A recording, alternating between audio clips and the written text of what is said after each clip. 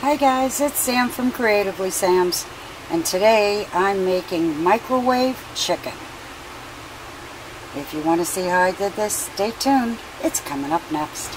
Okay, I'm starting off with a 5-pound bag of frozen chicken that's been thawed, and I'm going to cut all the fat and any skin that's on it, and once that's done, I'm going to end up with about 4 pounds of chicken.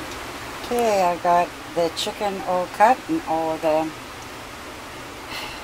fat and skin gristle was cut off, and this is how much is left. Like I said, you get about 4 pounds out of a 5-pound bag. I'll be throwing this back in the bag and sealing it, and that way I can throw it out without it getting really nasty.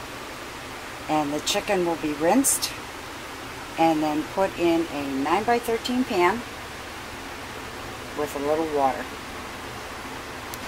Okay, all the chicken is in the pan, and the next thing I'm going to do is put some plastic wrap on top, pop open a corner to let the steam out, and put it in the microwave.